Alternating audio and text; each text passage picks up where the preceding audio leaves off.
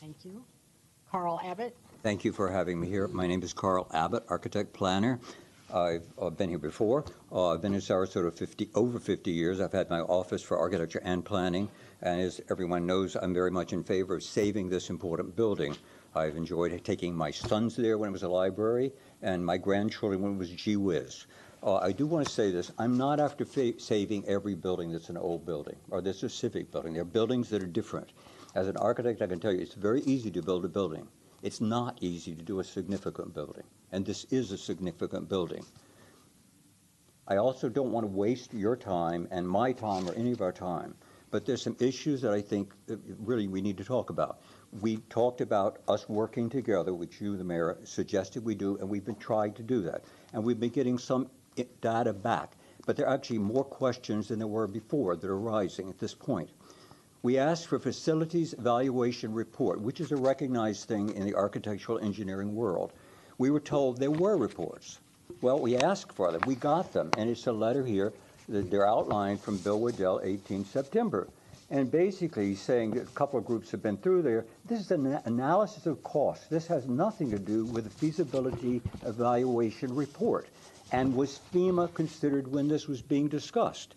Because if you have a building that's not meeting FEMA, it's going to probably cost you half to at least half to three-quarter more if it doesn't meet FEMA. Now, and some of the people whose names are listed here, some of the architects who say this letter says they've been through the building and they agree.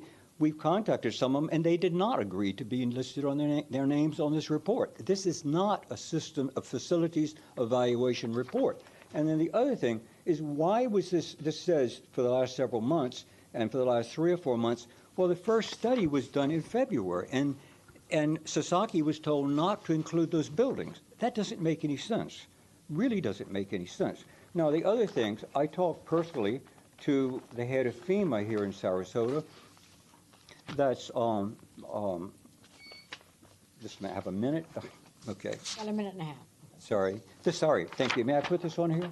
Down, face down? Face up. Okay, thank you very much. I asked him, thank you. I asked him, what is the elevation the city has listed for that building? He says, he gave me a report, it was in July 15. It lists the elevation of the building is 13.5 FEMA. Now FEMA's changed since then, 1.1. So that means by this report that the building had insurance, the city had insurance for it, the building would be 12.5. That's higher than FEMA. So the building, we're getting very misleading information. This is not what we've heard from a number of different people, and it needs to be confirmed in a facilities evaluation report.